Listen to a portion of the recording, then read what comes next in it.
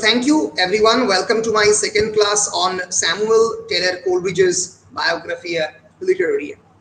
So in the previous class, we have actually finished off many of the important concepts propounded by Samuel Taylor Coleridge. We have actually read about the primary imagination and the secondary imagination. We talked about what is primary imagination, what is secondary imagination. But before that, we also talked about what is imagination, which is a very basic proponent according to Samuel Taylor Coleridge in order to read a text. Imagination can be divided into two sections, primary and secondary. Primary is the creative original imagination used unconsciously by every man. It is the basic human individual faculty, while secondary is the poetic faculty. যেটা কবিতা তৈরি করতে প্রয়োজন, and we have make a distinction between the imagination and the fancy. Fancy is a kind of logical faculty. It's the mechanical ability of the poet to use devices like metaphor, metonymy, alliteration, এই ধরনের যে various metrical devices সেগুলোকে ব্যবহার করতে যেগুলো লাগে। আমরা আগের ক্লাসে বলেছি, we have discussed about the willing suspension of disbelief. Willing means intentional suspension of the disbelief. It actually means completely suspending your distrust. যে কোনো লিটারারি টেক্সটকে বিশ্বাস করতে গেলে, be it magic realist, be it fantasy, be it surrealist, তাকে বিশ্বাস করতে গেলে, তাকে বিলিভ করতে গেলে তোমাকে you have to suspend your disbelief. And we have also talked about how Coleridge basically make a distinction between poetry and poem. তো এই বিশেষ জিনিসগুলোকে বলার পরে আমরা বলেছিলাম এর পরের ক্লাসে we will move into specifically the chapter 14 of the Biographia Literaria. That is the chapter, this is the chapter 14 of the Biographia Literaria. এই chapter 14 এর কি কি ইম্পর্টেন্ট যেটা তোমাদের সিলেবাসের মধ্যে আছে, এখানে অবশ্যই প্রাইমারি ইমাজিনেশন, সেকেন্ডারি ইমাজিনেশন এই কনসেপ্টগুলো আছে। সেই জায়গাগুলো কি কি রয়েছে সেই বিষয়গুলো নিয়ে আমরা আলোচনা করব। আমরা আগের দিন বলেছিলাম that Biographia Literaria basically means the biography of a literary man. একজন সাহিত্যিকের জীবনী বলা যেতে পারে। It's a critical autobiography written by Coleridge. Critical in the sense it is not only about Coleridge himself, but also it propounds about the poetic theory, কেমন করে কবিতা লেখা হয় তাই নিয়ে এই Biographia Literaria। যদি আমরা chapter 14 of the Biographia Literaria দিকে চোখ রাখি, আমরা দেখব it basically talks about Coleridge's view on the nature and function of the poetry. How poetry functions, it is discussed in philosophical terms. And the poet within Coleridge discusses the difference between poetry and prose, কবিতা এবং গদ্যের মধ্যে difference কি, and the immediate function of the poetry, whereas the philosopher discusses the difference between poetry and the poem. Coleridge's মধ্যে দুটো self, একটা হচ্ছে পোয়েটের self আর একটা হচ্ছে ফিলোসফারের self. The poet within the Coleridge discusses the difference between poetry and the prose, while the philosopher within the Coleridge discusses the difference between poetry and poem. আমি আগেই বলেছি what is poetry. Poetry basically refers to the entire genre, পুরো কবিতাটাকে, আর poem is basically a single instance of the poetry, একটা কবিতা. And he was the first English writer to insist that every work of art is by its very nature an organic whole. Organicism মানে কি? আমি আগের ক্লাসে বলেছিলাম anyone organicism or ganicism. Organicism তোমরা স্ক্রিনে দেখতে পাচ্ছ। Organicism is basically the doctrine that everything in nature has an organic basis or is part of an organic whole. প্রকৃতিতে সবকিছু একটা অর্গানিক হোলের পার্ট। যদি সমুদ্রের মধ্যে অ্যালগি না থাকে তাহলে মাছ বাঁচতে পারবে না। যদি প্রপারলি ওয়েল কনস্ট্রাক্টেড একটা বি হাইভ না হয় তাহলে মধু তৈরি হবে না। এই পৃথিবীতে সবকিছু অর্গানিক ওয়েতে সার্ভাইভ করে, যদি সূর্য না ওঠে তাহলে গাছ গজাবে না, শালক সংশ্লেষ হবে না। We humans wouldn't survive. So that is basically the organicist view of the life. Everything. কিছু বলছো শতাব্দী? শতাব্দী কিছু বলছো? আচ্ছা বলছি, মানে এটা বাংলা অ্যাকচুয়াল মানেটা কি? অর্গানিসিজমের বাংলা অ্যাকচুয়ালি বলাটা খুব মুশকিল, মানে বাংলা বললে তো জৈবিক বলা হয়ে যাবে, কিন্তু মানে এটার মানেটা হচ্ছে everything in the nature is depending upon one another. You can call it ecosystem, এক ধরনের বাস্তুতান্ত্রিক চিন্তা ভাবনা যেখানে প্রত্যেকটা জিনিস আর একটা জিনিসের উপরে ইন্টারডিপেন্ডেন্ট। বুঝতে পেরেছো শতাব্দী? বুঝতে পেরেছো? Yes. So sir. Okay. So he was the first English writer to insist that every work of art is by its very nature an organic whole. At the first step, he rules out the assumption which from Horace onwards had wrought such havoc in criticism, that the object of poetry is to instruct, or as to less extreme form of the heresy had asserted, to make men morally better.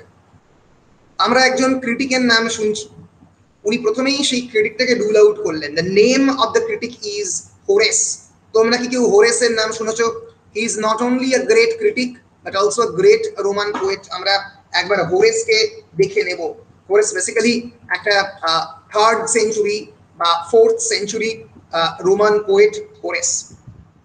এই Horace actually 65 BC, so 1st century, মানে before Christ, ক্রাইস্টের জন্মের আগে 65 to 8 BC। English speaking ওয়ার্ল্ডে তিনি Horace বলে পরিচিত। তার আসল নাম ছিল কুইন্টিনাস হোরেটিয়াস ফ্ল্যাকাস। So Horace was a leading Roman lyrical poet at the time of Augustus, Caesar Augustus। আমরা জানি অক্টাভিয়ান অগাস্টাস তাকে বলা হয়, জুলিয়াস সিজারের পরে যিনি রাজা ছিলেন নাকি রোমের। তো সেই সময়ে এই যে দিস ইজ হোরেস, এই সময়ের একজন কবি হচ্ছেন হোরেস। এবার হোরেসের একটা বিখ্যাত লেখা ছিল আর্স পোয়েটিকা বলে, আর্স Poetica. There he actually talks about the main objective of the poet. He said that the main objective of the poet is to didact, is to instruct the people. The main purpose of the poetry is to give instructions and moral lessons. মানে একটা পঞ্চতন্ত্রের মতো মানুষজনকে কবিতা শেখাবে, জ্ঞান দেবে basically. তো এই যে আইডিয়া যে কবিতা মানুষজনকে জ্ঞান দেবে, এই যে আইডিয়াটা কিন্তু 18th সেঞ্চুরি পর্যন্ত প্রায় সমস্ত পোয়েটরা এই হোরেস একে বাইবেল বলে ধরতো। তোমরা যদি একটু ভালো করে পিছন দিকে তাকাও দেখবে rape of the lock is basically actually a poem about moral lesson. যে বেরিন্ডার চুল কাটা হবে কি হবে না, কাটা হয়েছে যেহেতু সেটা খারাপ কাজ না ভালো কাজ। সেই সময়ের কন্টেম্পোরারি সোসাইটির দুটো ফ্যামিলির মধ্যে ঝগড়াটাকে বনিবনা করার জন্য আলেকজান্ডার পোপ লিখছেন। So poetry was about giving moral lessons to the society, যেটা সম্পূর্ণভাবে রিজেক্ট করছেন Samuel Taylor Coleridge, which had wrought such havoc. Rotting havoc means destroying, and saying that a less extreme form of the heresy had asserted, heresy মানে হচ্ছে blasphemy, বা প্রায় ভগবানের বিপক্ষে একটা খারাপ কাজ করা। এবং যদি মানে তখন বলা হতো যে যদি আরেকটু নরম করে বলি হেরেসি করে, তাহলে to make men morally better, আরেকটু লোকজনকে মরালি বেটার করার প্রচেষ্টা ছিল পোয়েট্রি। সেই আইডিয়া থেকে বায়োগ্রাফিয়া লিটারেরিয়া কিন্তু বেরিয়ে আসে। যে প্রশ্নটা 5 নম্বরে পড়তে পারে বা 2 নম্বরেও পড়তে পারে বা 10 নম্বরেও পড়তে পারে, সেটা হচ্ছে which 2 cardinal points of poetry are discussed by Coleridge in chapter 14 of the biography literary। আমি তো ভুল বললাম, পড়লে তো 10 নম্বরই পড়বে, কারণ তোমাদের 10 নম্বরের প্রশ্নই বায়োগ্রাফি থেকে আসছে, 5 নম্বরে আসবে না। ফলে এই প্রশ্নটা কিন্তু important. two cardinal points of poetry as discussed by Coleridge in chapter 14 of Biography Literaria আমরা এবারে পড়বো। আরেকটা প্রশ্ন আসতে পারে, during the first year that Mr. Wordsworth and I were neighbors, এটা Coleridge নিজে বলছেন এই টেক্সটের চ্যাপ্টার 14 এর অংশতে, our conversations turned frequently on the cardinal points of poetry। একই প্রশ্ন অন্যরকম ভাবে আসতে পারে যে মিস্টার ওয়ার্ডসওয়ার্থের সঙ্গে প্রথম বছর আমি এবং মিস্টার ওয়ার্ডসওয়ার্থ ছিলাম প্রতিবেশী, আমাদের ডায়ালগ বারবারই আসতো, what are the cardinal points of two cardinal points of poetry, যেটা তিনি এক্সপ্লেন করেছেন এই জায়গাতে। কোলরিজ বলছেন two cardinal points of poetry. Coleridge begins this chapter with his views on the two cardinal points of poetry। কি এক নম্বর, cardinal মানে important and significant।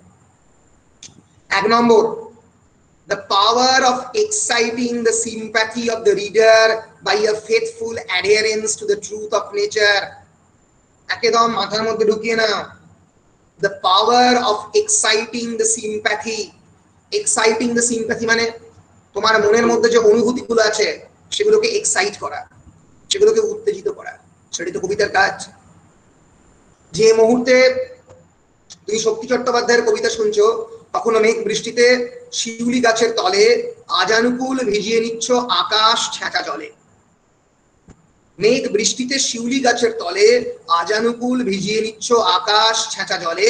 তুমি যেন চোখের সামনে দেখতে পাচ্ছ তোমার বিলাভেদকে, যে শিউলি গাছের তলায় দাঁড়িয়ে আজানুকূল মানে আজানু মানে জানু পর্যন্ত, হাঁটু পর্যন্ত পুরো চুলটা ভিজিয়ে নিচ্ছে আকাশ ছেঁচা জলে, যেন আকাশের সমস্ত জল ছেঁচে সে তার মাথার মধ্যে আনছে।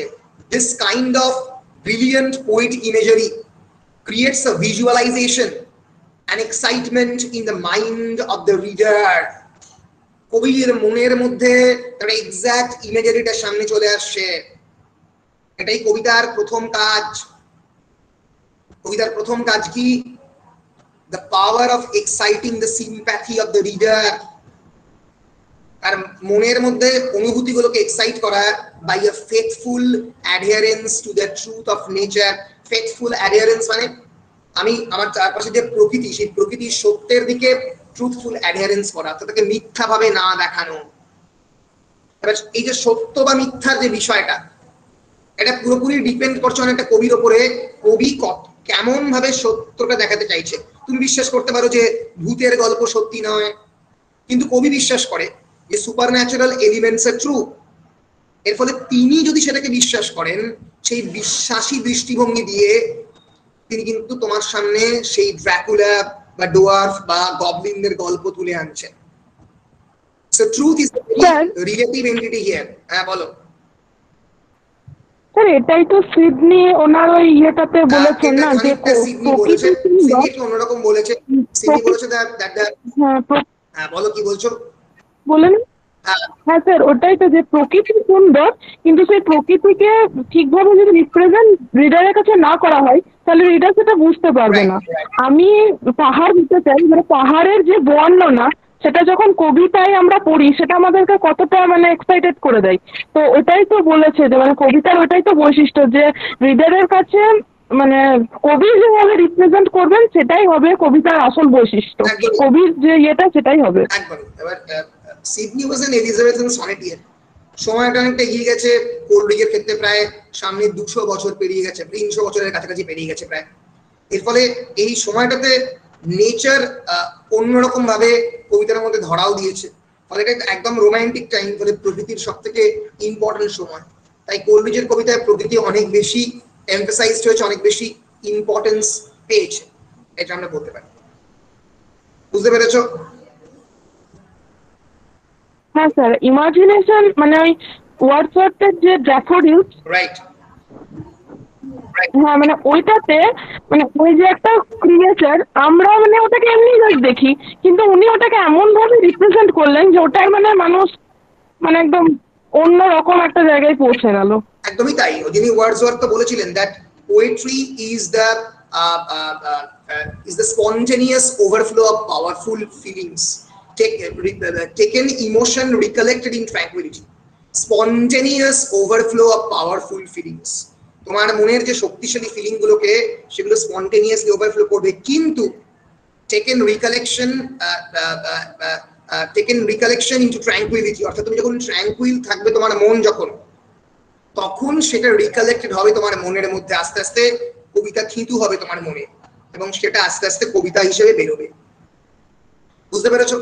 এগুলো প্রত্যেকটাই হচ্ছে লিটারারি ক্রিটিসিজম। এগুলো এর পরবর্তীকালে যে শতাব্দীকে বলছে সিডনির কথা, বা আগের দিন যেটা আমরা বললাম ওয়ার্ডসওয়ার্থের লেখা লিরিক্যাল ব্যালাডস, বা আজকে আমরা যেটা করছি Biographia Literaria, these are all literary criticism, সাহিত্য সমালোচনা। এর পরের ধাপটা হচ্ছে লিটারারি থিওরি, যেটা তোমরা অলরেডি পড়ে নিয়েছো ডিএসসি 3-তে।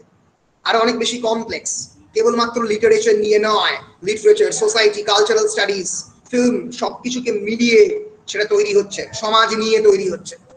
কিন্তু এগুলো প্রত্যেকটাই সাহিত্য নিয়ে। এইগুলোর পরবর্তীকালে মানে সাহিত্যকে কেমন করে বিশ্লেষণ করা যায়, হাউ টু ইন্টারপ্রেট লিটারেচার, তাই নিয়ে। এর পরের ধাপটা হচ্ছে লিটারারি থিওরি, এটা আমি অলরেডি পড়িয়ে দিয়েছি, ডিএসসি 3-তে রয়েছে। বুঝতে পেরেছো? স্যার লিটারেচার পড়তে ভালো লাগে, কিন্তু দেখবেন লিটারালি যে ক্রিটিসিজমটা আছে ওটা পড়তে আরো বেশি ইন্টারেস্টিং লাগে, কারণ একটা খারাপ বলছে আবার উনি আরেকজন আসছে সেটাকে মানে অন্যরকম একটা ইন্টারপ্রিটেশন দিচ্ছেন, ওটা খুব ইন্টারেস্টিং। দুরকমই জানা যায়, ভালো খারাপ দুটোই। Yes, these are actually the tools through which you can read literature. These are the lenses. এটা হচ্ছে বেসিক্যালি ম্যাগনিফাইং গ্লাসের মতো, যেগুলো দিয়ে তুমি কেমন করে সাহিত্যকে দেখবে। যেমন ক্যামেরা প্রকৃতিকে দেখায়, তুমি সাহিত্যকে কেমন করে দেখবে, তার বিভিন্ন ধরনের যে আসপেক্টস, সেগুলো এই লিটারারি ক্রিটিসিজমে তুলে ধরায়। সো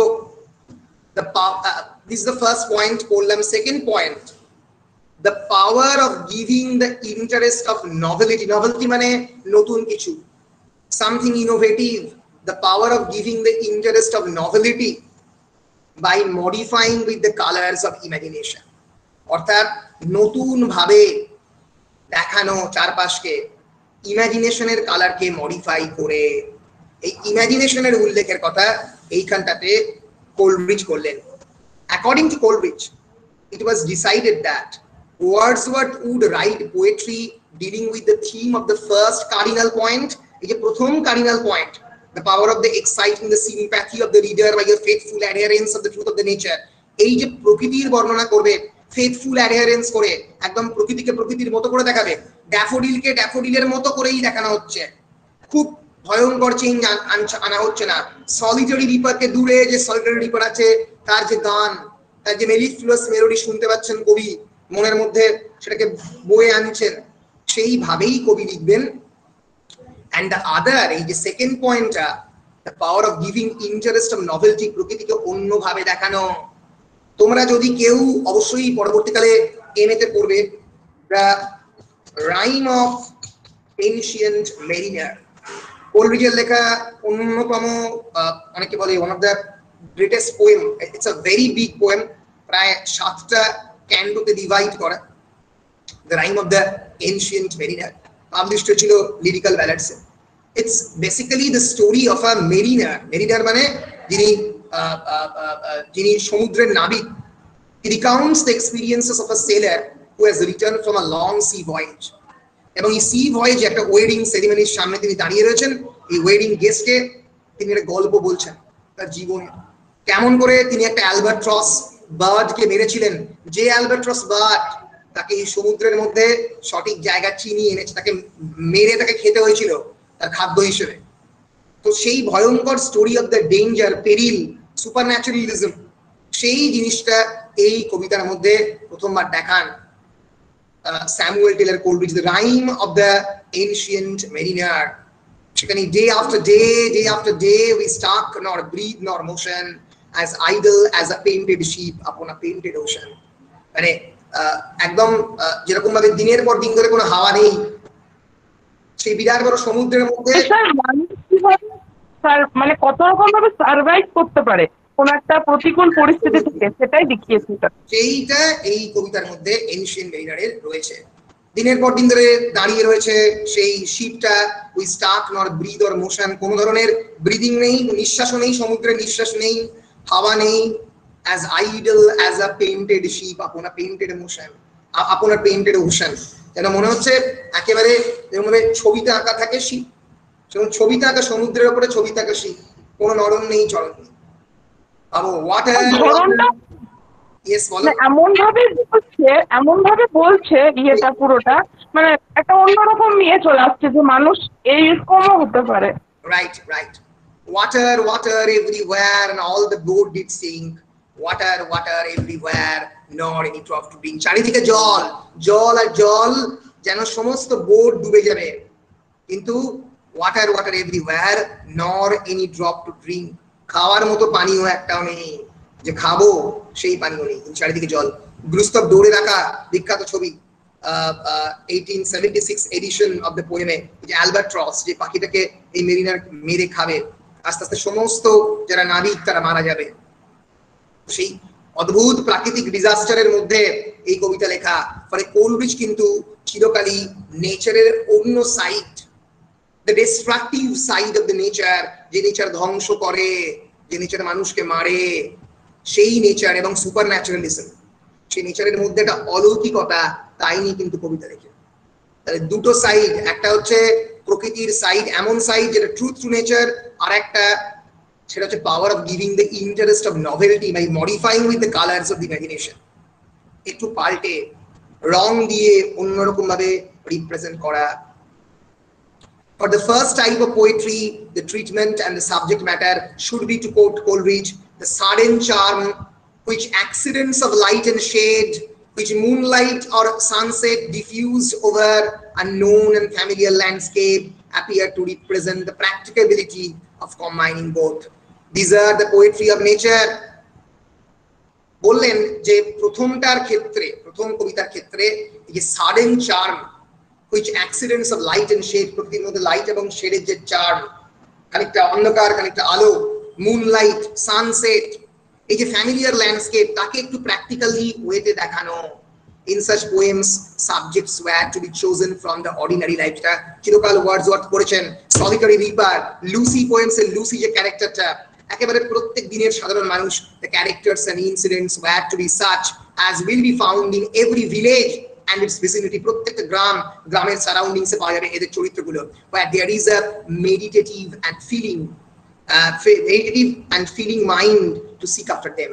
Meditative mind মানে একটা কন্টেম্পলেটিভ মাইন্ড, যে চিন্তা করতে পারে, ভাবনা করতে পারে, একটা মনের প্রয়োজন, or to notice them, সেগুলোকে প্রপারলি দেখবি। যে দূরে একটা ড্যাফোডিল রয়েছে, এটাকে দেখার জন্য তো চোখ চাই, সবাই তো দেখতে পারবে না। একটা দূরে সলিটারি রিপারের গান শুনতে হবে, তো সবাই তো শুনতে পারবে না, ভুলেই গেল কেউ, কানেই পড়লো না। এবার আসছি সেকেন্ড টাইপ অফ পোয়েট্রি, যেটা স্পেসিফিক্যালি কোলরিজ লেখেন তার কথায়। যে কবিতাটা আমরা দেখলাম একটু আগে, তোমরা কুবলা খান পড়েছো অলরেডি, কোলরিজের লেখা কবিতা সুপার ন্যাচারালিজম। আমরা the woman waiting for a demon lover, ওম্যানটা ওয়েট করছে তার ডেমন লাভারের জন্য, সুপার ন্যাচারাল এন্টিটি। কোলরিজের আর একটা বিখ্যাত কবিতা ছিল, তার নাম হচ্ছে ক্রিস্টাবেল। কেউ নাম শুনেছো? CHRISTABEL, ক্রিস্টাবেল, বিখ্যাত পোয়েম, আমরা মাস্টার্সে পড়েছিলাম। ক্রাইস্ট মানে যীশু খ্রিস্ট, অ্যাবেল, কেন অ্যান্ড অ্যাবেল। অ্যাবেলের তোমরা নাম শুনেছো, কেন ইজ দ্য মার্ডারার, অ্যাবেলকে মার্ডার করেছিল। ক্রাইস্ট, অ্যাবেল, এই দুটো চরিত্র। It's a long narrative poem by Coleridge. এখানে এটা বেসিক্যালি একটা ক্রিস্টাবেল বলে একজন মহিলার গল্প, ওকে, সেন্ট্রাল ফিমেল ক্যারেক্টার, যে অনেক, যে একটা হঠাৎ করে একটা এনকাউন্টার করে একটা স্ট্রেঞ্জার, তার নাম জেরাল্ডাইন। জেরাল্ডাইন এবং ক্রিস্টাবেল দুটো ওমেন, এবং আমরা দেখবো যে জেরাল্ডাইন কোলরিজ ক্রিস্টাবেলকে বশ করছে, and we can also see a kind of subtle lesbian relationship between the two. এবং একটা সময় আমরা দেখবো যে জেরাল্ডাইন এতটা ক্রিস্টাবেলকে বশ করে ফেলেছে যে তার বাবা, who was a great knight, তাকে চিনতেও পারছে না ঠিক মতো। স্যার লিওনাইন ক্যারেক্টারের নাম ছিল Leoline. Geraldine becomes enthralled with Geraldine, জেরাল্ডাইনের দ্বারা ভয়ঙ্কর ভাবে enthralled হয়ে পড়েছিল। তো সেই গল্প ক্রিস্টাবেল। ফলে আমরা কিন্তু দেখব যে কোলরিজের কবিতা কিন্তু সুপার ন্যাচারাল, অনেকটাই অলৌকিক। So in the second type of poetry, the incidents and the agents were to be supernatural. যেটা কোলরিচ একটুকে বললেন যে দ্বিতীয় ধরনের কবিতা ওরা ডিসাইড করেছিল সেকেন্ড টাইপ অফ পোয়েট্রি কোলরিচ লিখবেন, আর প্রথম টাইপ অফ পোয়েট্রি কে লিখবে ওয়ার্ডসওয়ার্থ। আমরা জানি লিরিক্যাল ব্যালাডস লেখা হয়েছিল, লিরিক্যাল ব্যালাডসে 16টা পোয়েম লিখেছিল ওয়ার্ডসওয়ার্থ, 3টে লিখেছিল কে কোলরিচ। এই 3টে পোয়েমই সুপারন্যাচারাল ছিল। So in this sort of poetry, to quote Coleridge, the excellence aimed at was to consist in the interesting of the affections by the dramatic truth of such emotions as would naturally accompany such situations, supposing them real. ভালো করে শব্দগুলোকে লক্ষ্য করো। dramatic truth of such emotions মানে তোমার মনের মধ্যে যে emotions, তোমার যে আবেগ, তার মধ্যে এতটা নাটকীয় সত্য রয়েছে যে সেটাকে মনে হবে যে সেটা আসলে সত্যি, supposing them to be real. And real in this sense they have been to every human being who from whatever source of delusion has at any time believed himself under supernatural agency. এবং বাস্তবকে মনে হবে, and real আসলে এই বাস্তবতাটাকে real in this sense কি হবে বাস্তব, have been to every human being who from whatever source of delusion has at any time believed himself under supernatural agency. কোনো না কোনো সময় মানুষ একটা টাইমে এরকম বিশ্বাস করে যে কোনো না কোনো একটা সুপারন্যাচারাল এজেন্সি দ্বারা তারা কন্ট্রোলড হয়েছে, হয় বাড়ি থেকে টিউশন ফেরার পথে বা কোনো না কোনো দিন একটা বাঁশ বাগানে যেতে গিয়ে অনেকের এটা মনে হয়তো হয়েছে। সেই জিনিসটাকে কোলরিচ কাজে লাগাতে চাইছেন প্রত্যেকটা হিউম্যান বিইং এর মধ্যে। এই একটা what ever source of delusion, delusion মানে মানে এক ধরনের মানে ভুল দৃশ্য দেখা, পরবর্তীকালে রিয়েলাইজ করে যে ভুল দেখেছি, কিন্তু যারাই ভুল দেখেছে তারা কিন্তু এই সুপারন্যাচারাল এজেন্সির প্রতি অ্যাট্রাক্টেড হতে পারে। Thus, with the help of imagination, the natural will be dealt supernaturally by the poet, and the reader will comprehend it with willing suspension of disbelief. এই যে কথাটা বললাম আগে শিখিয়েছিলাম, এইখানে কিন্তু ইন্ট্রোডিউস করা হলো কনসেপ্টটা। এর ফলে ইমাজিনেশনের হেল্প নিয়ে যে ন্যাচারাল যে প্রকৃতিস্থ দ্যাট উইল বি ডেল্ট সুপারন্যাচারালি, সেটা অতিপ্রাকৃত বা অলৌকিক হিসেবে দেখানো হবে পোয়েটের দ্বারা, এবং রিডাররা কম্প্রিহেন্ড করবে এটাকে with willing suspension of disbelieve. ফলে রিডারদের মনে হবে যে এরকম ঘটনা তো ঘটতে পারে না, সত্যি তো ক্রিস্টাবেল এরকম জেরাল্ডাইন কি এত সহজে লিওলাইনকে বশ করে নিতে পারে, কিন্তু মনের মধ্যে এক ধরনের এই উইলিং সাসপেনশন অফ ডিসবিলিভ রাখতে হবে। ক্রিটিক্যালি দেখলে চলবে না, বিশ্বাস করে নিতে হবে।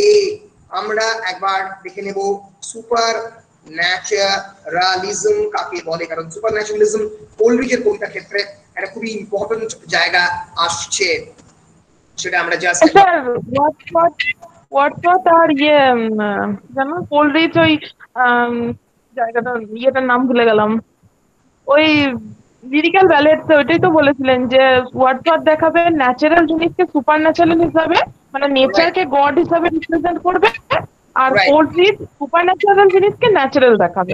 রাইট, এটা ওয়ার্ডসওয়ার্থ রাইট একদমই তাই। এটা preface to the lyrical ballads এ ওয়ার্ডসওয়ার্থ বলেছিল, আবার কোলরিচও চ্যাপ্টার 14 এ একই কথা বলছে, ঠিক আছে। So what is supernaturalism? Supernaturalism encompasses supposed phenomena that are not subject to the laws of the nature. আমাদের তো কিছু specific laws of the nature রয়েছে। আমি যদি শুভব্রতকে বলি উড়ে যাও, শুভব্রত উড়ে যেতে পারবে না তো, কারণ গ্র্যাভিটেশনাল ফোর্স তো এক্সিস্ট করে, তাই তো। কিন্তু যদি হঠাৎ করে আকাশ দিয়ে উড়ে বেরিয়ে যেত তাহলে সেটা সুপারন্যাচারাল হতো, তাই তো।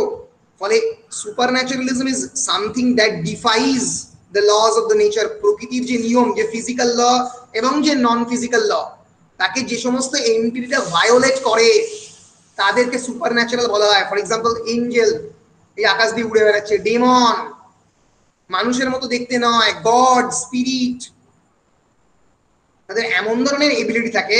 For example magical ability, telekinesis, psychic ability of allowing a person to influence physical system without physical interaction. আমি তোমার গায়ে টাচ না করে তোমার মনকে ইনফ্লুয়েন্স করতে পারছি। তন্ত্র, লেভিটেশন, আকাশ দিয়ে ওড়া, প্রিকগনিশন, আগে থেকে তোমাকে চিনতে পারা, extra sensory perception, 7 sense 8 sense রয়েছে 6 সেন্সের উপর দিয়ে, ঠিক আছে?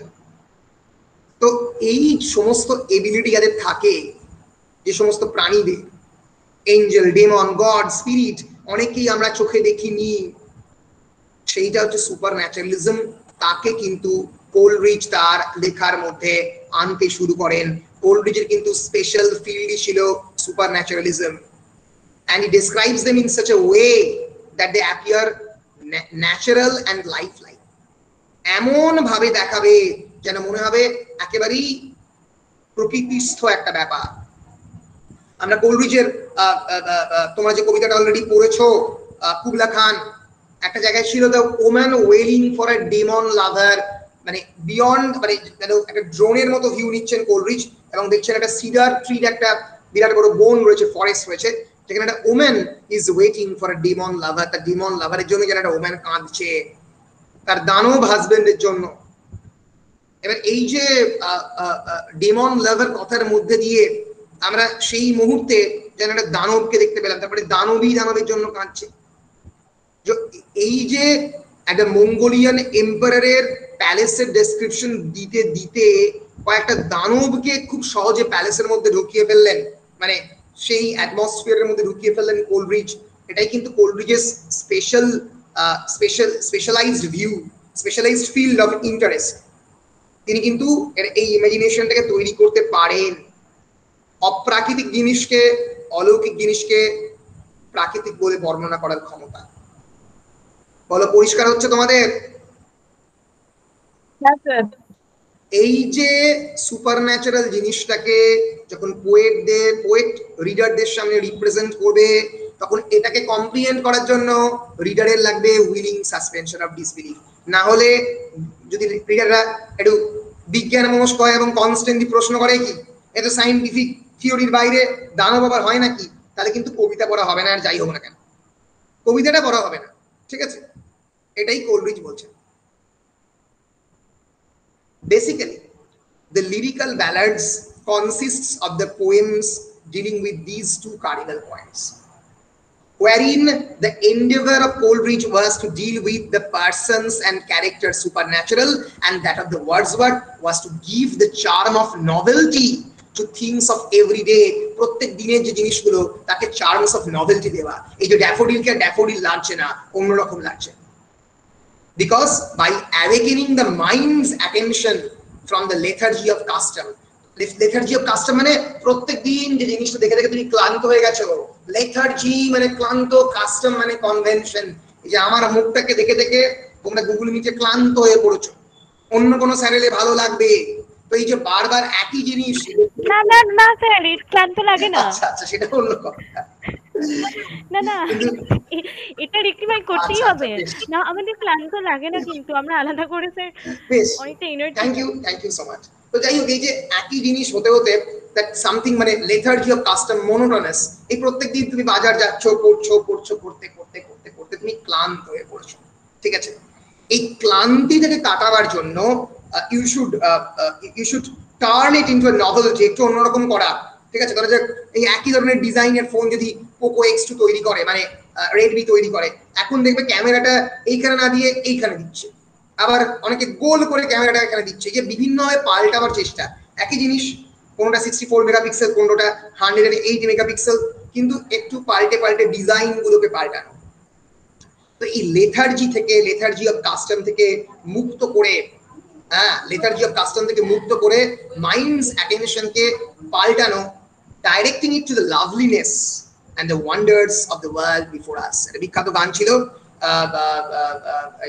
ডার্ক যে গানটা দিয়ে শেষ হয়েছিল, সোপ অ্যান্ড স্কিন, বিখ্যাত ব্যান্ড, তার লেখা দিস ওয়ান্ডারফুল ওয়ার্ল্ড। এই যে আমাদের এই যে দুর্দান্ত পৃথিবী, সেই পৃথিবীর সামনের যে ওয়ান্ডার গুলো, তার সামনের যে বিস্ময়গুলো, সেই বিস্ময়গুলোকে উপভোগ করানো ছিল ওয়ার্ডসওয়ার্থের কাজ, আর কোলরিজের কাজ ছিল অলৌকিক জিনিসগুলোকে দেখানো।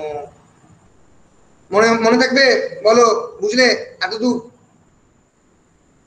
বেশ, এইবার আমরা আর একটা সেকশনে যাচ্ছি, which is about the Coleridge's views towards Wordsworth's poetic creed. কোলরিজের কি বক্তব্য ছিল ওয়ার্ডসওয়ার্থের পোয়েটিক ক্রিডের ব্যাপারে? আমরা যদি কোট করি তাহলে দেখতে পাবো, বলছেন Coleridge, had Mr. Wordsworth's poems been the silky, the childish things, they must have sunk at once, a dead weight into the slough of the oblivion, and have dragged the preface along with them. অনেকেই ওয়ার্ডসওয়ার্থের কবিতাকে childish বলেছে একটু Seely, একটু বোকা বোকা, একই রকমের জিনিস নিয়ে লেখে, এটা খণ্ডন করছেন কোলরিজ। তখন কোলরিজের সঙ্গে ওয়ার্ডসওয়ার্থের একটা difference of the opinion create হয়েছে। তা সত্ত্বেও কিন্তু বন্ধুকে একবারের জন্য খারাপ চোখে দেখাননি মিস্টার স্যামুয়েল টেলর কোলরিজ। এটাই বড় কবির লক্ষণ। That's the parameter of a hallmark of a great poet. বলছে যদি ওয়ার্ডসওয়ার্থের কবিতা সিল্কি এবং চাইল্ডিশ জিনিস হতো তাহলে সময়ের গহ্বরে সেটা তলিয়ে যেত। have sunk at once, a dead weight into the slough of the oblivion. অবলিভিয়নের যে মাটিতে স্লাও মানে হচ্ছে বেসিক্যালি এক ধরনের, মানে আমরা যেটাকে বলি কি বলে বলো, চোরাবালি। স্লাও অফ দ্য অবলিভিয়ন, সময়ের এবং ভুলে যাওয়ার, ফরগেটফুলনেসের চোরাবালিতে সেটা ডুবে যেত। এবং have drag the preface along with it. এই যে প্রিফেসটা তোমরা পড়েছো, প্রিফেস টু দ্য লিরিক্যাল ব্যালান্সকেও তার সঙ্গে নিয়ে ডুব দাও। ফলে কোলরিজের পোয়েটিক ক্রিডের ব্যাপারে কিন্তু ওয়ার্ডসওয়ার্থের পোয়েটিক ক্রিডের ব্যাপারে কিন্তু কোলরিজের একটা রেসপেক্টেবল আইডিয়া ছিল, কিন্তু যদিও পোয়েটিক ডিকশনের ব্যাপারে দুজনে একমত ছিল না। সেটা কি আমরা এখানে দেখব। So Coleridge, even though he did not agree with Wordsworth's views on the poetic diction, কেমন করে কবিতার ডিকশন, আচ্ছা পোয়েটিক ডিকশন মানে এটা কি একটু বলো আমাকে। ডিকশন মানে বলেছি গল্প, একটা অংশের না। ডিকশন মানে কি? কাল্পনিক কিছু। ডিকশন মানে হচ্ছে তাল এবং ছন্দ, ল্যাঙ্গুয়েজ ইউজড ইন পোয়েট্রি, এবং তার সঙ্গে সঙ্গে যে রিদম, এই পুরোটাকে পোয়েটিক ডিকশন বলা হয়। আমরা পোয়েটিক ডিকশন বলতে কি বোঝানো হচ্ছে আমরা একবার দেখে নেব। বেসিক্যালি পোয়েটিক ডিকশন মানে language used in the poetry, the vocabulary, phrasing, usage appropriate for verse, কেমন করে রিদম এবং মিটারকে প্রপারলি বসাবো, সাউন্ড স্ট্রাকচার, এই পুরোটাকে বলা হয় ডিকশন। মনে থাকবে কিভাবে শব্দগুলোকে শুনেছি, সরি আমি ফিকশন শুনেছি, ডিকশন শুনিনি, ওই জন্য poetic diction, DICTION, poetic diction, বুঝতে পেরেছো? ফিকশন নয় ডিকশন। দেখো একটু ভালো করে, আমি দেখো দেখাচ্ছি। এই তোমরা আমার স্ক্রিন দেখতে পাচ্ছ তো? হ্যাঁ স্যার, পাচ্ছি। So he vindicated his poetic creed in the chapter 14 of the Biographia Literaria. Coleridge writes in defense to the violent assailant to the language of real life adopted by Wordsworth in the Lyrical Ballads. So Coleridge kintu writes in the defense to the violent assailant, মানে উনি কিন্তু ওয়ার্ডসওয়ার্থের সপক্ষে কথা বলছেন। অনেকেই এই যে ওয়ার্ডসওয়ার্থের language of the real লাইফের ভায়োলেন্ট অ্যাসেইলেন্ট করেছে, অনেকে তার বিপক্ষে গেছেন, কিন্তু কোলরিজ তার পক্ষে লিখছেন। There had been strong criticism against Wordsworth's views expressed in the preface also. Coleridge writes in his defense, তার ডিফেন্সে বলল যে had Mr. Wordsworth's poems been silly, তাহলে সেটা চোরাবালিতে ডুবে যেত, which they were for a long time described, যেটাকে বহু সময় ধরে বলা হয়েছে যেটা childish thing, as being had been really distinguished from the compositions of the other poets merely by meanness of language and inanity of thought. Inanity মানে immatureness of the thought বলে ওয়ার্ডসওয়ার্থের কবিতাকে ধরা হয়েছে। Had they indeed content nothing more than what is found in the parodies and the pretended imitations of them. অনেকে ওয়ার্ডসওয়ার্থের কবিতা নিয়ে parody করেছে, অনেকে pretended ইমিটেশনস করেছে, তাকে এক্স্যাক্টলি নকল করে লিখেছে। They must have sunk at once a dead weight into the slough of the oblivion. তাহলে সময়ের চোরাবালিতে সেটা হারিয়ে যেত। He wrote that the eddy of criticism, EDDY, এড মানে এক ধরনের চোরাবালির মতো যেটা কনস্ট্যান্টলি ঘুরতে থাকে, সাইক্লোনের মতো, which whirled around these poems and preface would have dragged them into oblivion. কিন্তু সেটা হয়নি। লোকজন এখনো ওয়ার্ডসওয়ার্থ পড়ে ফলে, but it has not happened. Instead to Coleridge বলেছেন, year after year increase the number of Mr. Wordsworth's admirers. They were found too not in the lower classes of the reading public, but chiefly among the young men of the strong ability and meditative minds. Young men with strong meditative mind, যাদের মন অত্যন্ত মানে ধ্যানমগ্ন, মানে full of intellectualism, and their admiration inflamed perhaps in some degree by the opposition. তার অপোজিশনের যে ভয়ঙ্কর criticism, তার ফলেও এর পপুলারিটি আরো বেড়েছে। Thus Coleridge gives full credit to the genius of the Wordsworth, সম্পূর্ণ কৃতিত্ব দিয়েছেন। বাট এইটা মানে এই নয় that he agreed with Wordsworth on all the points, সমস্ত ব্যাপারে কিন্তু ওয়ার্ডসওয়ার্থের সঙ্গে কোলরিজ একমত নয়। এই পোয়েটিক ওনার ল্যাঙ্গুয়েজটা নিয়ে ওনার ছিল যে সিম্পল ল্যাঙ্গুয়েজ মানে ওটা তো উনি তাহলে বলে দিচ্ছেন, একদম পার্টিকুলারলি বলে দিচ্ছেন যে তুমি সিম্পল মানে সিম্পল ল্যাঙ্গুয়েজে ইউজ করতে পারো, অন্য কোনো ইউজ করতে পারো না। তো ওইখানেই তো একটা ডিসিশন চলে আসছে। রাইট যে একই রকমের ল্যাঙ্গুয়েজে তো কমন ম্যান ইউজ করতে হবে, একটা ডিকটাম দিচ্ছেন ওয়ার্ডসওয়ার্থ। তো কোলরিজ কি বলছেন? Coleridge rights, with many parts of this preface in the sense attributed to them and which the words undoubtedly seem to authorize, I never concurred, but the contrary objected to them as erroneous in principle and as contradictory. অনেক জায়গাতে আমি ওয়ার্ডসওয়ার্থের বক্তব্যকে contradictory ও বলেছি। Contradictory মানে যা যাকে আমরা বলতে পারি পরস্পর বিরোধী। হ্যাঁ। Yes. So both to other parts of the same preface, একটা প্রিফেসের বিভিন্ন অংশতে ডিফারেন্ট ভিউ পয়েন্ট আমরা দেখতে পাচ্ছি। So Mr. Wordsworth in his recent collection has I find degraded this prefatory disquisition to the end of his second volume. পরে আরো বেশি degradation হয়েছে বলে তিনি মনে করছেন, যে লেখাটা আরো খারাপ হয়েছে।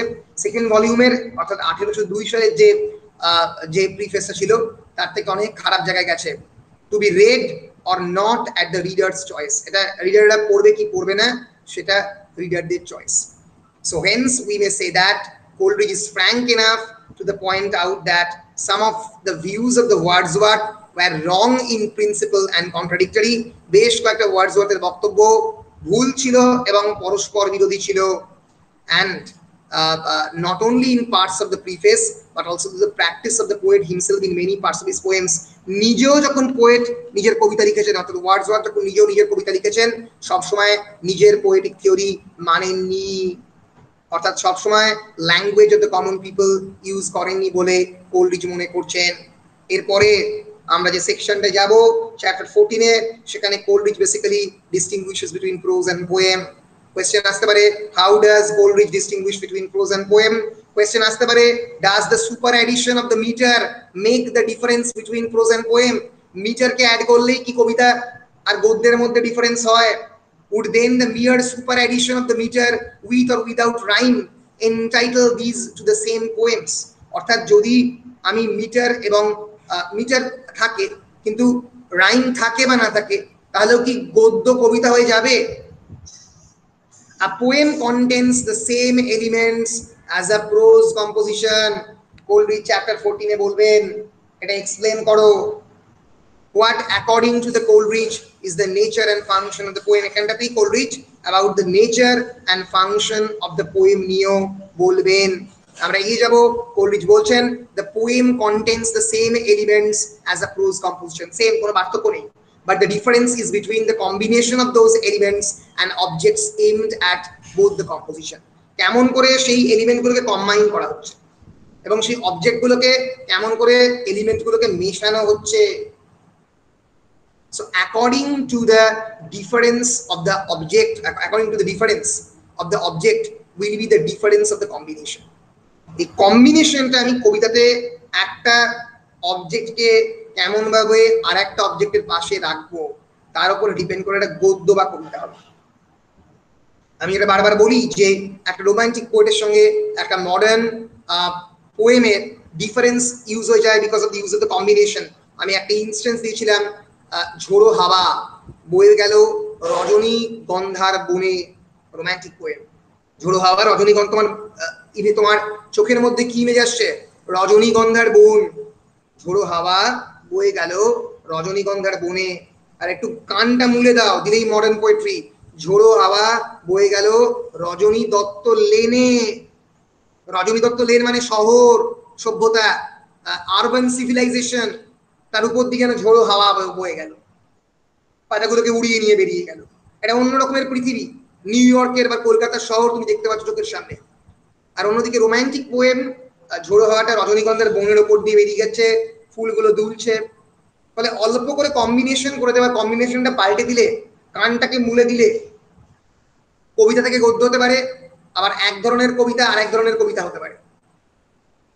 ফলে it depends on the use of the combination. If the object of the poet may simply be to facilitate the memory to recollect certain facts, he would make use of certain artificial arrangement of the words with the help of the meter. ইনি বলছেন যে artificial arrangement of the words এবং মিটারের সাহায্যে যদি করা যায়, তাহলেই যদি পদ্য থেকে গদ্য হতো, তাহলে সেটা সবাই করতে পারত, কিন্তু সেটা হয় না। As a result, composition will be a poem merely because it is distinguished from composition in prose by meter. এটা কেবলমাত্র কম্বিনেশন নয়, কম্পোজিশন, কেমন করে আমি পোয়েমটাকে কম্পোজ করছি। So in this the lowest sense, one might attribute the name of a poem to the well-known enumeration of the days in the several months. 30 days have September, April, June and November. এই এক্সাম্পলটা Coleridge দিচ্ছেন কেন? কারণ মানে এই যে মানে শব্দগুলোকে পরপর সাজিয়ে দিচ্ছে, দিলে এটা কবিতা হয়ে যাচ্ছে। কিন্তু এটা কি সত্যি সেই লেভেলের একটা কবিতা? কোলরিজ বলছেন না, এটা একটা well known enumeration of the days, মানে সেই সময়কার এই মান্থগুলোকে কোনটা 30 দিন কোনটা 31 দিন সেটাকে মনে রাখার জন্য ইউজ করা হয়েছিল। কিন্তু এটা not a great poetry. 30 days at September, April, June and November. Thus to Coleridge, mere super addition of the meter of the rhyme does not make a poem. কেবলমাত্র একটা রাইম বা মিটার আমি যোগ করে দিলাম মানেই কিন্তু সেটা কবিতা হয়ে গেল না। That is the basic difference between prose and the poem.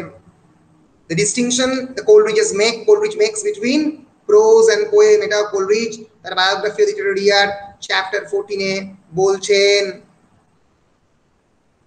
বলো, পরিষ্কার হচ্ছে? বেশ।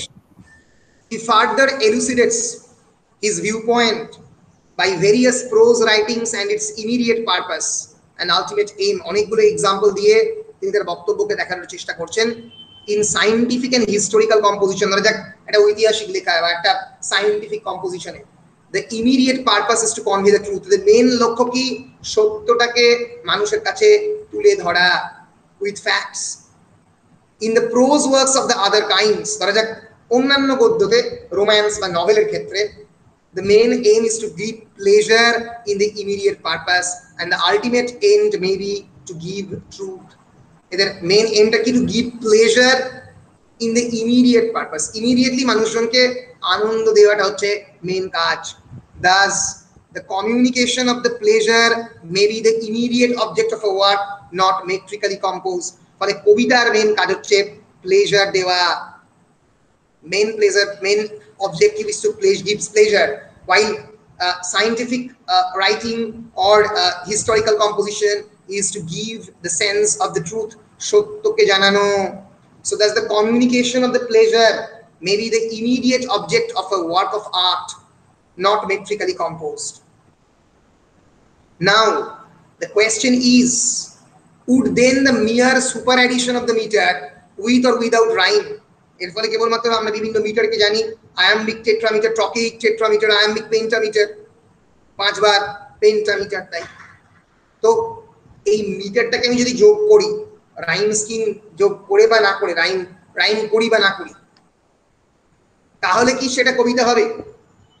To this Coleridge replies that if meter is super added, the other parts of the composition also must harmonize it. তাহলে কিন্তু অন্যান্য যে অংশ কম্পোজিশনের তাকে তার সঙ্গে হারমোনাইজ করতে হবে, তবেই গিয়ে সেটা কবিতা হবে। In order to deserve the name poem, each part of the composition including the meter, rhyme, diction and theme এই সবকটা একে অপরের সঙ্গে হারমোনাইজ করতে হবে। আমরা একবার দেখে নেব যে এক্স্যাক্টলি মিটার কাকে বলে। তোমরা জানো, আমি তাও একটা জাস্ট বেসিক জিনিসটাকে দেখিয়ে দিচ্ছি। মিটার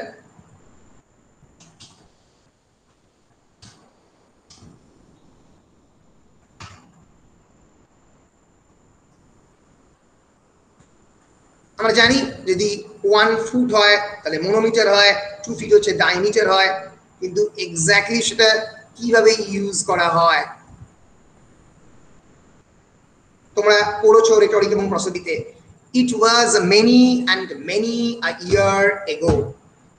কোনটাতে আমি প্রোনাউন্স দিয়ে পড়বো আর কোনটাতে আমি প্রোনাউন্স দেবো না, প্রোনাউন্সিয়েশন আনপ্রোনাউন্সিয়েশন, তার উপরে ডিপেন্ড করবে এটা আয়াম্বিক না ট্রোকেইক না ড্যাকটিল, এক্স্যাক্টলি কি।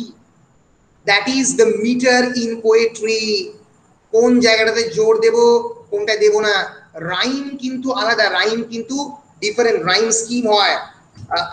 যে লাইনটা দিয়ে শেষ হচ্ছে কবিতাতে সেই লাইনের সঙ্গে পরের লাইনে যদি মিল থাকে তাহলে এ এ, আর যদি আলাদা হয় তাহলে A B.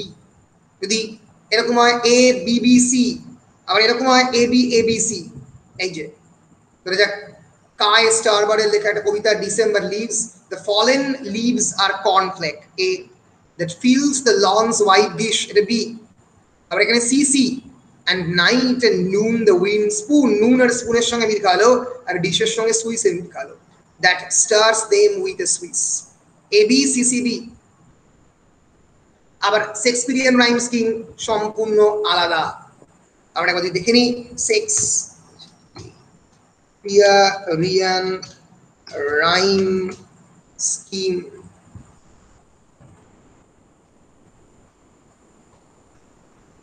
Yes, the time of year thou mayst in me behold, এটা কিন্তু A, when yellow leaves or none, a few do hang upon the boughs which make against the cold, cold এর সঙ্গে behold, hang এর সঙ্গে sang, A B A B। তাহলে rhyme এবং metre এবং তার সঙ্গে সঙ্গে কিন্তু কবিতার থিম, কবিতার থিমটা কি, শেক্সপিয়ারিয়ান সনেটটা কি নিয়ে, about the immortalisation of the poet, পোয়েটকে কেমন করে অমরত্ব দেওয়া যায় তাই নিয়ে। ফলে এই rhyme scheme, metre, theme, diction, কবিতার এই যে পুরো জিনিসটাকে ভোকাবুলারি, ফ্রেজ, এগুলোকে ডিকশন বলে। এই সমস্ত কিছু যদি একটা জায়গায় হারমোনাইজ করে তাহলে কম্পোজিশনকে এটা হোলনেস দেবে, সম্পূর্ণতা দেবে, তবে গিয়ে সেটা কবিতা হবে। তাহলে জোর করে আমি যে কোনো গদ্যকে কবিতায় রূপান্তরিত করলেই সেটা কবিতা হবে না। Meter should not be added to provide merely a superficial decorative charm। কেবলমাত্র গয়না পরাবার মতো মিটারটা পরিয়ে দিলাম, সুপারফিশিয়াল ডেকোরেশন, ডেকোরেটিভ চার্ম। আমি একটা দোকান ঘরকে আমি একটা প্যালেস বানাতে চাইলাম, দোকান ঘরে খুব সুন্দর করে আলো টালো লাগিয়ে দিলাম, এটা সুপারফিশিয়াল ডেকোরেটিভ চার্ম, তাহলে কিন্তু হবে না। Nothing can please. হ্যাঁ শতাব্দী বলছো, কিছু বলো। মিটার না দিলে তো হবে, কারণ টিএস এলিয়টের তো মিটারের কোনো ব্যাপারই নেই। একদমই টিএস এলিয়টের কবিতার মধ্যে না, মিটারের ব্যাপার তো আছে, রাইমের ব্যাপার নেই, ঠিক আছে? হ্যাঁ রাইমের ব্যাপার নেই, রাইমের কোনো ব্যাপার নেই, রাইমের কোনো ব্যাপার নেই। So nothing can permanently please which does not contain in itself the reason why it is so। যে কোনো মডার্ন কবিতার মধ্যেই, আধুনিক কবিতার মধ্যে থাকে না রাইম স্কিম। আমরা শক্তি চট্টোপাধ্যায়ের কবিতা সাদা খাতা আক্রমণ করো, তীর যথ কাঠের ধনুকে সাদা পাতা আক্রমণ করো। লেখক দাঁড়িয়ে আছেন সাদা পাতার সামনে হেল্পলেসলি, তিনি কিছুতেই লিখতে পারছেন না, তিনি সাদা পাতাকে আক্রমণ করতে চাইছেন তীরের মতো, শলাকার মতো। কবিতার মধ্যে কোনো রাইম নেই, কিন্তু আধুনিক কবিতা, তাই না? April is the cruelest month, breeding lilacs out of the dead land, mixing memory and desire, starting dull roots with spring rain। এলিয়টের ওয়েস্টল্যান্ড এর প্রথম কয়েকটা লাইন, কবিতার মধ্যে তো কোনো ধরনের রাইম স্কিম নেই, তাও কবিতা কবিতা। Or it depends upon the nature of the composition। So if meter is super added, যদি মিটার পরবর্তীকালে অ্যাড করা হয়, all other parts must be made constant with it। অন্যান্য সমস্ত পার্টগুলোকে সেই মুডের সঙ্গে হতে হবে। এটা যে কোনো এটা যে কোনো সিনেমার ক্ষেত্রে সত্যি, যে কোনো ফটোগ্রাফির ক্ষেত্রে সত্যি। আমি যদি যে ছবিটা ব্ল্যাক অ্যান্ড হোয়াইটের জন্য তৈরি, তাই যদি কালার করে দিই হবে না। যে ছবিটা কালার কম সেটা যদি খুব বেশি করে কালার করতে চাই হবে না। So they should all must harmonize with each other. So এত কিছু বলার পরে একটা কবিতার ডেফিনেশন দেওয়ার চেষ্টা করছেন স্যামুয়েল টেলর কোলরিজ। তিনি বলছেন a poem therefore may be defined as that species of composition which is opposed to the works of the science. সেই ধরনের কম্পোজিশন যেটা কিন্তু বিজ্ঞানের বিপক্ষে। by proposing for its immediate object pleasure, বিজ্ঞানের main কাজ হচ্ছে সত্যকে সামনে আনা, কবিতার কাজ সত্যকে সামনে আনা নয়, তার মেন কাজ হচ্ছে ইমিডিয়েট অবজেক্ট অফ প্লেজার, মানুষকে আনন্দ দেওয়া, নট ট্রুথ। সত্যকে ইনকালকেট করা কবিতার কাজ নয়।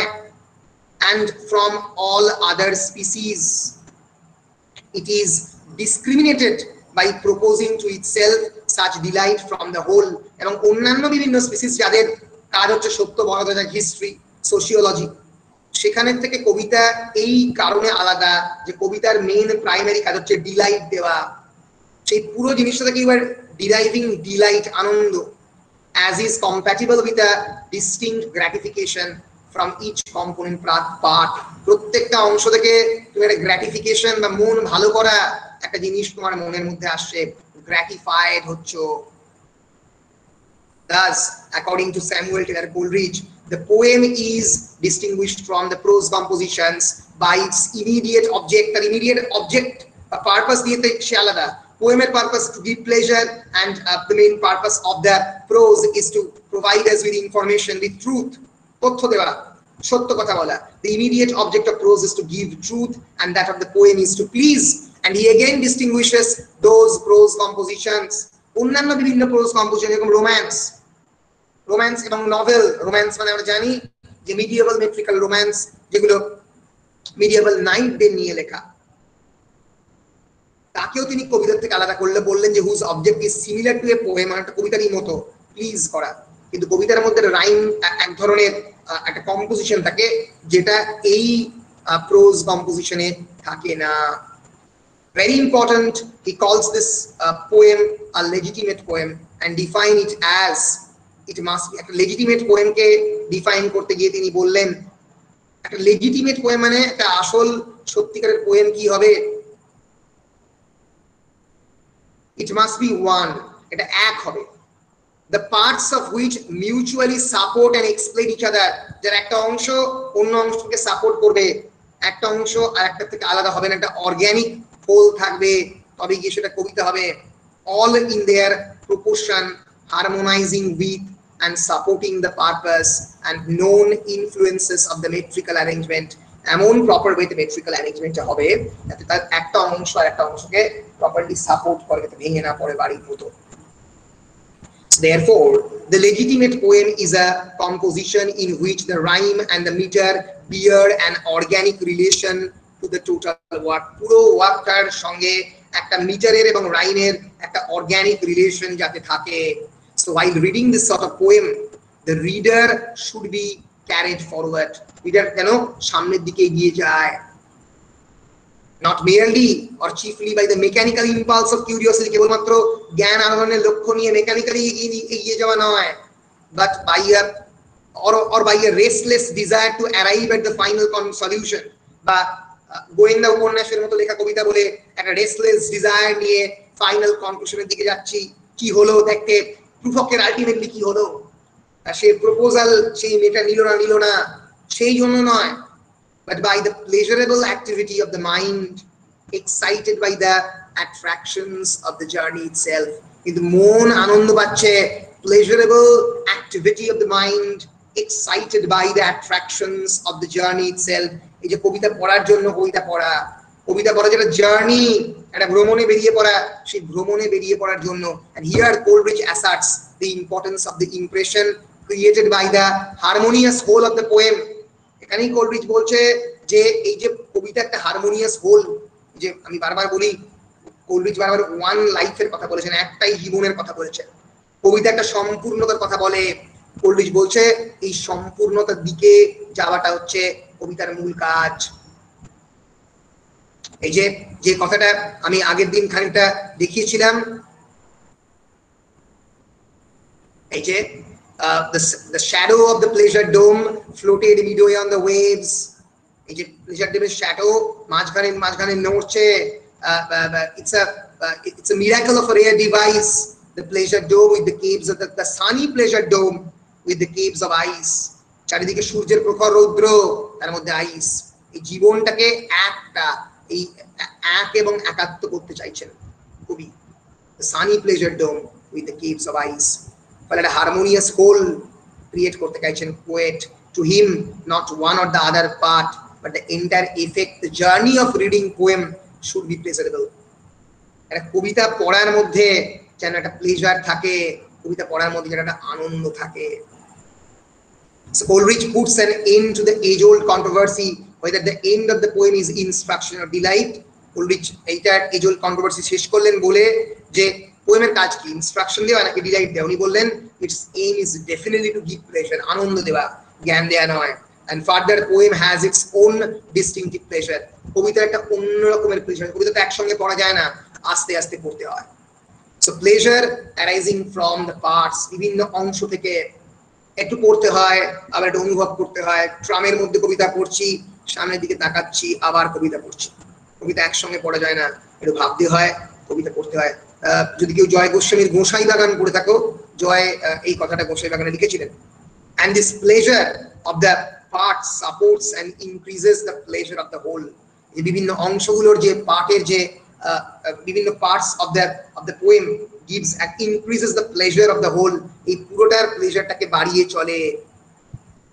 ফলে যে প্রশ্নগুলো এই একই ধরনের প্রশ্ন, how does Coleridge differentiate between poem and poetry, কবিতা এবং পোয়েম এবং পোয়েট্রি, এর পরের অংশেই কবিতাটা শেষ হবে, এই মানে সরি এই কোলরিজের বায়োগ্রাফি লিটারেরি এর শেষ হবে এই প্রশ্নগুলো অ্যাড্রেস করে, যে কোলরিজ কেমন করে পোয়েম এবং পোয়েট্রির মধ্যে ডিফারেন্সিয়েট করেছেন। কোলরিজের একদম লাস্ট পার্টে বলবেন, poetry of the highest kind may exist without metre and even without the contradistinguishing objects of a poem, metre ছাড়াও এক্সিস্ট করতে পারে, এবং without the contradistinguishing objects of a poem, পোয়েমের যে পরস্পর বিরোধী এলিমেন্ট ছাড়াও এক্সিস্ট করতে পারে। A poem of any length neither can be nor ought to be all poetry, মানে একটা পোয়েম যত বড়ই হোক না কেন, তত দৈর্ঘ্যই হোক না কেন, সেটা কিন্তু অল পোয়েট্রিকে কোনোদিন পেরিয়ে যেতে পারে না। পোয়েট্রি মানে সবকিছু। The difference between a poem and poetry is a distinction resulting from the poetic genius itself, which sustains and modifies the images, thoughts and emotions of the poet's own mind. Poetry টা কি, যেটা পোয়েমের থেকে আলাদা করে, poetry is a distinction resulting from the poetic genius itself. কোলরিজের একটা কবিতা, Kubla Khan, কোলরিজের অনেকগুলো কবিতা, Kubla Khan, rime of the ancient mariner, এটা কি কোলরিজের পোয়েট্রি। এটা কিসের ফলে হচ্ছে, resulting from the poetic genius itself. Poetic genius থেকে, কারণটা কি, সেই পোয়েটিক জিনিয়াস প্রত্যেক দিন নিজেকে বদলাচ্ছে, which sustains and modifies। যে কোলরিজ যখন এনশিয়েন্ট মেরিনার লিখেছেন, সেই কোলরিজ যখন ক্রিস্টাবেল লিখছেন, তার মাঝখানে প্রায় 15 বছরের তফাৎ। সেই 15 বছরে কবির মনের মধ্যে পরিবর্তন এসছে, কবির চেতনার মধ্যে পরিবর্তন এসছে। মানে কবির চেতনার যে কনস্ট্যান্ট ডাইনামিক যে দিকটা, চেতনা যে কনস্ট্যান্টলি নিজেকে বদলে বদলে নদীর মতো করে নিয়ে যায়, সেই চেতনাই পোয়েট্রিকে পোয়েম থেকে ডিফারেন্সিয়েট করে। কারণ পোয়েট্রি মানে সেই রাইটারের সমস্ত কাজের যে রিফ্লেকশন। একটা পোয়েটের সমস্ত কাজের রিফ্লেকশনের মধ্যে ন্যাচারালি তার সারা জীবনের যে লেখা কবিতার যে বিবর্তন, তার যে জিনিয়াসের যে বিবর্তন, চেঞ্জ, সেটাও সে তার মধ্যে থাকবে, তাই তো। ফলে সেটাই কিন্তু একটা কবিতা থেকে অনেকগুলো কবিতাকে, পোয়েম থেকে পোয়েট্রিকে ডিফারেন্সিয়েট করে। আমরা শেষ করব এই লাস্ট সেকশন দিয়ে। In this last section of the chapter 14, Coleridge considers to distinguish poem from the poetry. কবিতার সঙ্গে একটা কবিতার ডিফারেন্স তিনি বলছেন, poetry of the highest kind may exist without meter. Highest kind of poetry মধ্যে অনেক সময় মিটার নাও থাকতে পারে, and even without the contradistinguishing objects of a poem. একটা পোয়েমের মধ্যে যে কন্ট্রাডিস্টিংশন ব্যাপার, সেইটা ছাড়াও একটা পোয়েম সাস্টেন করতে পারে। নো, আমরা বলি no conflict no drama, no conflict no poem, দ্বন্দ্ব না থাকলে কবিতা হবে না। কোলরিজ বলছেন না, দ্বন্দ্ব ছাড়াও কবিতা হতে পারে, যদি সেরকম ধরনের কবিতা হয়।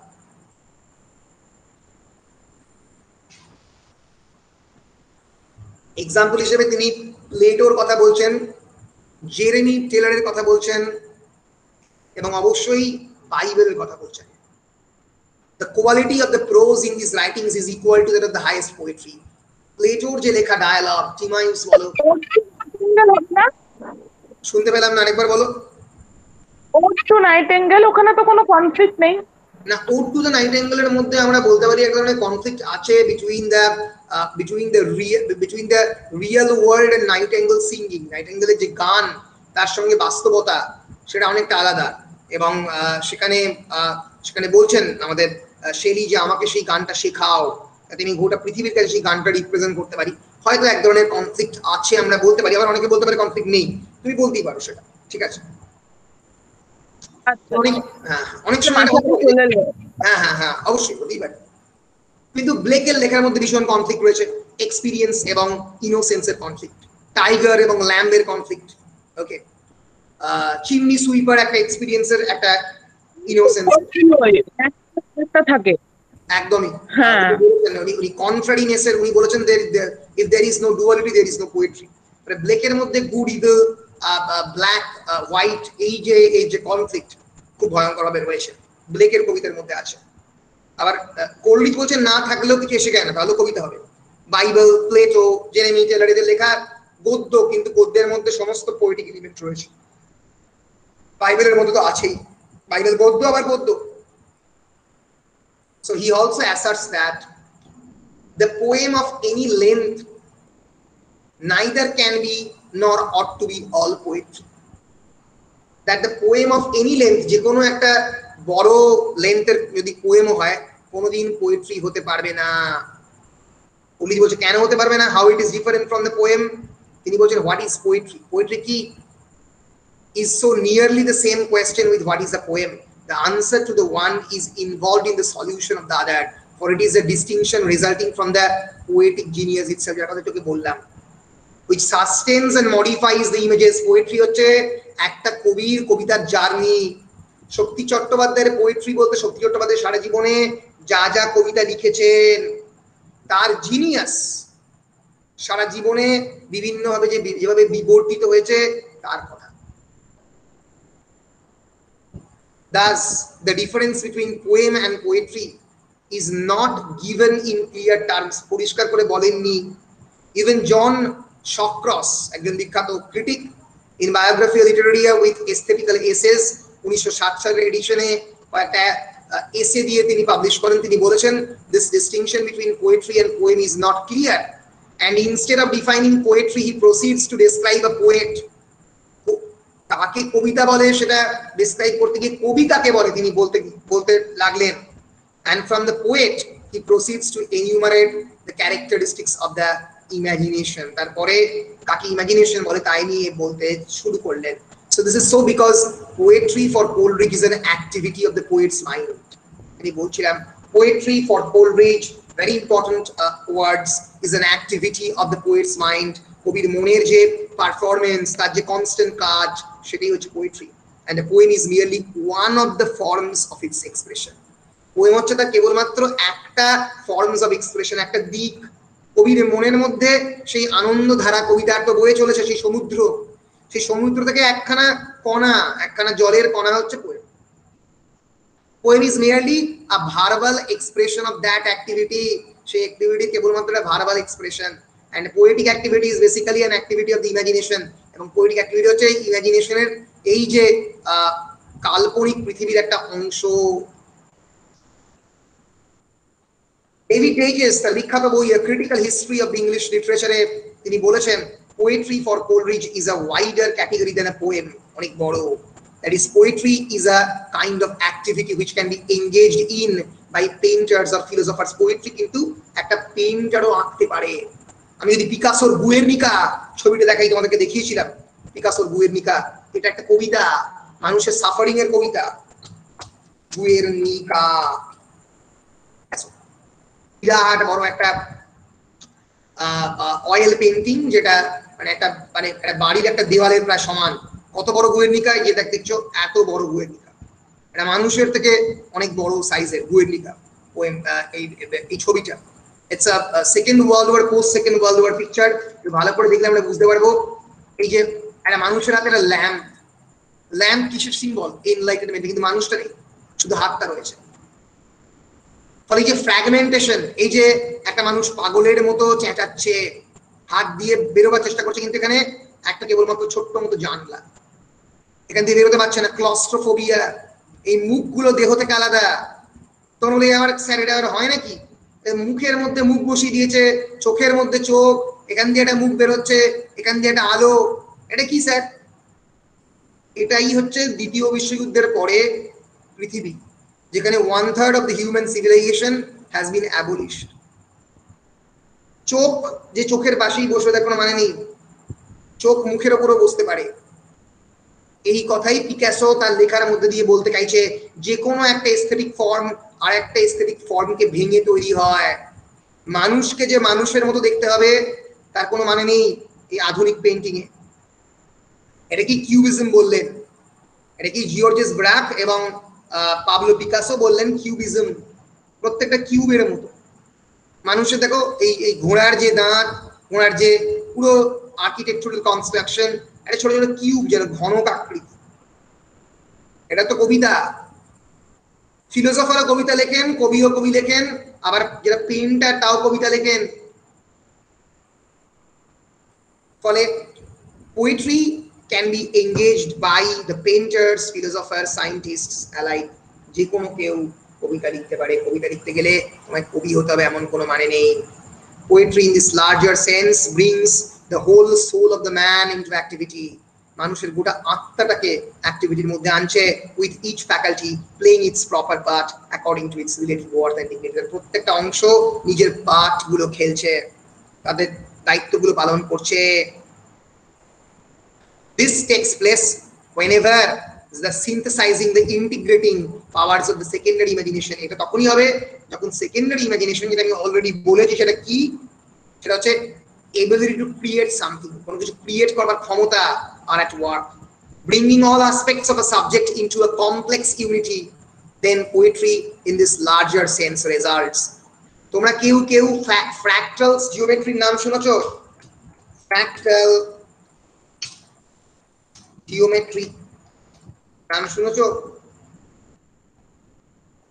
না স্যার। ফ্র্যাক্টাল জিওমেট্রি হচ্ছে বেসিক্যালি এক ধরনের নন লিনিয়ার জিওমেট্রি, যে অনেক সময় মিউজিক শুনতে গিয়ে তোমরা এই ধরনের জিনিস দেখতে পাও, যেখানে বিভিন্ন ধরনের ক্যালাইডোস্কোপের মতো বিভিন্ন ধরনের প্যাটার্ন ক্রিয়েট করা হয়। It's a non linear geometry, যেখানে একটা প্যাটার্ন আরো অনেকগুলো প্যাটার্নকে ক্রিয়েট করে। এটা জিওমেট্রির একটা ধারা, ঠিক আছে? এটা জিওমেট্রিতে ইউজ করা হয়। যদি তোমরা ফ্র্যাক্টালস ইন নেচার বলে সার্চ করো, দেখবে এমন অনেক জিনিসপত্র যেগুলোকে তোমরা প্রত্যেক দিন এনকাউন্টার করেছো। ধরা যাক এই যে পাতা, পাতার মধ্যে ছোট্ট ছোট্ট অংশগুলো, সেগুলো কি? সেগুলো ফ্র্যাক্টাল জিওমেট্রির মতো। এই যে এই একটা ছোট ইউনিট অনেকগুলো ইউনিটকে ক্রিয়েট করছে। তাহলে বুঝতে পারছো, আমাদের প্রকৃতি যিনি ক্রিয়েট করেছেন তিনি হচ্ছেন সবচেয়ে বড় ক্রিয়েটার, সবচেয়ে বড় কবি। এই যে বরফে থাকা পাইন গাছগুলো যদি ওপর থেকে ড্রোন ভিউ নিই, দেখতে হবে ফ্র্যাক্টালস। এই যে ফ্র্যাক্টালস, প্রত্যেকটা পাতার প্যাটার্ন। এবার আরেকটু ভেতরে যাচ্ছি, তোমাদের লাংস, লাংসের ভিতরের যে প্যাটার্ন, অ্যালভিওলাই গুলো, শিরা, উপশিরা, প্যাটার্ন ফ্র্যাক্টাল জিওগ্রাফির মতো। ফুলের পাপড়ি, প্যাটার্ন কে ক্রিয়েট করেছে আমরা জানি না, দ্য গ্রেট ক্রিয়েটার। একটা বিখ্যাত বই রয়েছে, আমি এটা এই বইটাই পড়ছিলাম পরশুদিনকে, যারা ইন্টারেস্টেড তারা পড়তে পারো, গডেল, বাক অ্যান্ড ইসচার। গডেল, বাক অ্যান্ড ইসচার। ভেরি ডিফিকাল্ট বুক, তোমাদের জন্য এই বয়সের জন্য নয়, আর একটু বড় হলে পড়বে। এই যে এটাই জিওমেট্রি নিয়ে আর কি, বেসিক্যালি এই জিওমেট্রি এবং আমাদের প্রকৃতির মধ্যে জিওমেট্রি নিয়ে। গডেল হচ্ছে একজন বিখ্যাত জিওমেট্রিশিয়ান, এসচার হচ্ছে মিউজিশিয়ান, এসচার হচ্ছে পেইন্টার, আর বাক হচ্ছে মিউজিশিয়ান। তো এদের লেখার মধ্যে, মানে এদের কারোর আঁকার মধ্যে, কারোর লেখার মধ্যে এই যে ফ্র্যাক্টাল জিওমেট্রি কিভাবে এসছে তাই নিয়ে। তোমরা কেউ এসচারের পেইন্টিং দেখেছো? এসচার দেখোনি না? দেখলে অবাক হয়ে যাবে। দেখো স্টার, এই রে স্টার বলতে অন্য কিছু চলে এসছে, মানে স্টার যে ডিজিজটা চলে এসছে, স্টারের পেইন্টিংটা আনতে হবে। এই দিস ইজ এ স্টার, এই একটা হাত আর একটা হাত, দুটো হাত দুটোকে আঁকছে। It's very interesting, it's quite difficult. দেখো ভালো করে স্টার, আরো কমপ্লিকেটেড বিভিন্ন প্যাটার্ন এর উপরে স্টার আঁকাঝোঁকা করেছেন। It is a very complicated pattern star.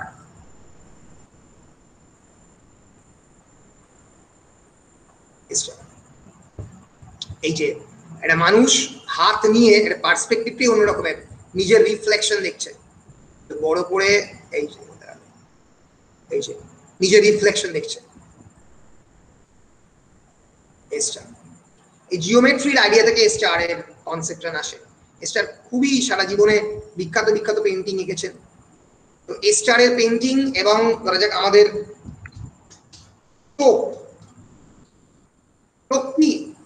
চোখ nothing but the fractal geometry.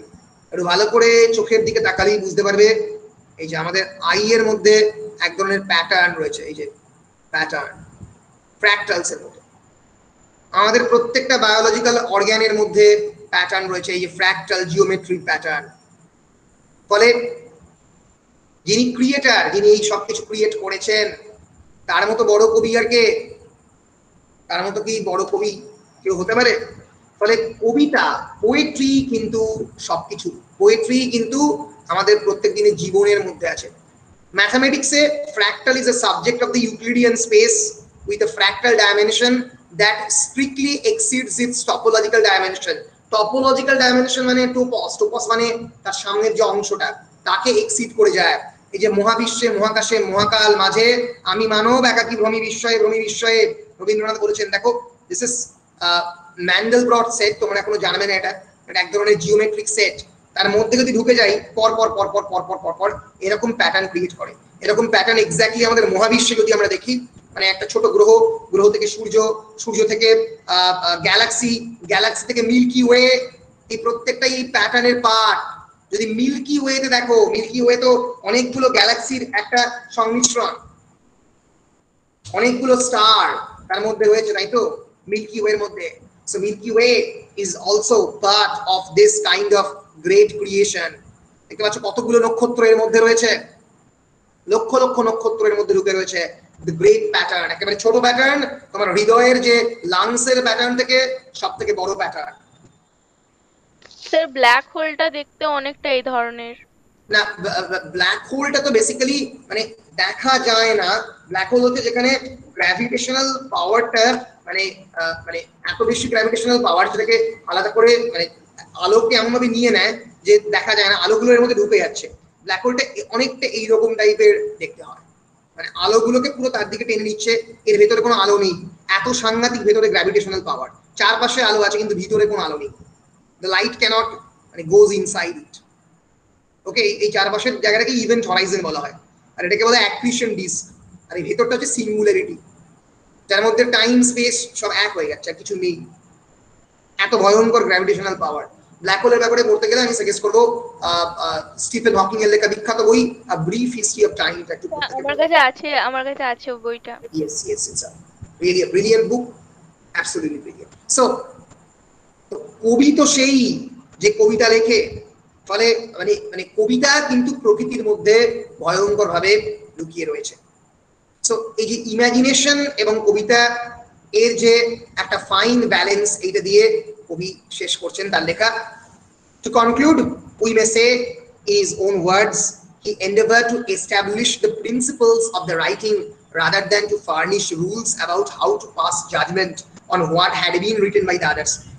Coleridge কিন্তু চেয়েছিলেন to establish the principles of writing, কেমন করে লেখা হয়, কেমন করে কবিতা লেখা হয়, তার প্রিন্সিপলগুলোকে এস্টাবলিশ করতে, rather than to furnish the rules how to pass judgement on what had been written by the others.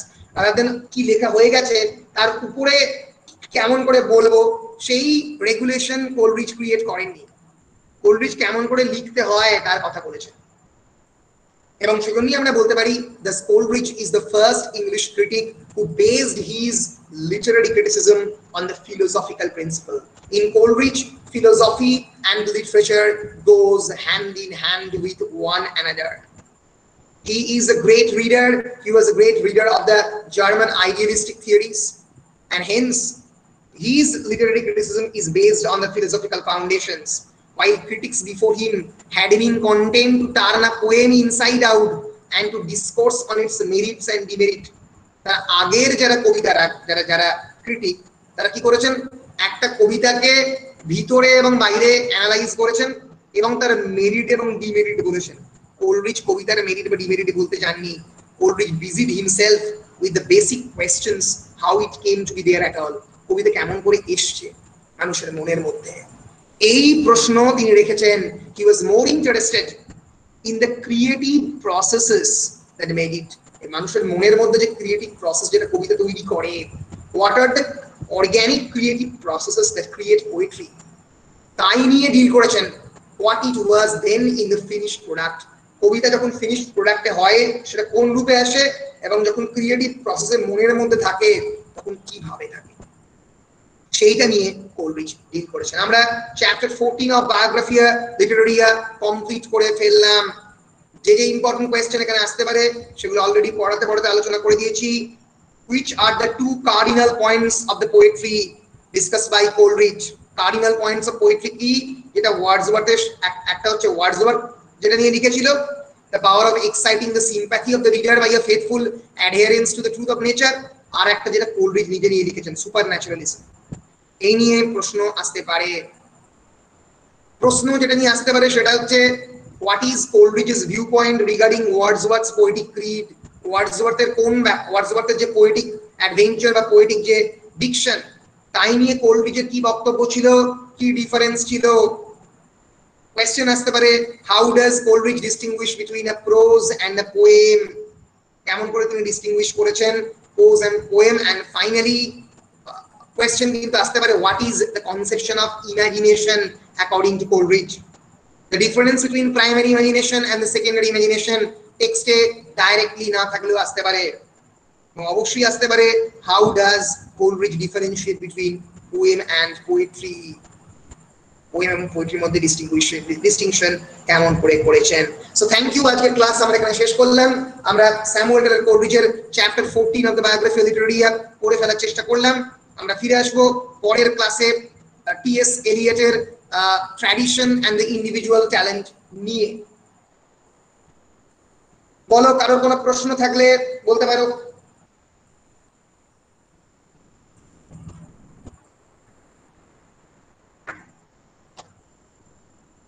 তোমরা কি বুঝতে পেরেছো?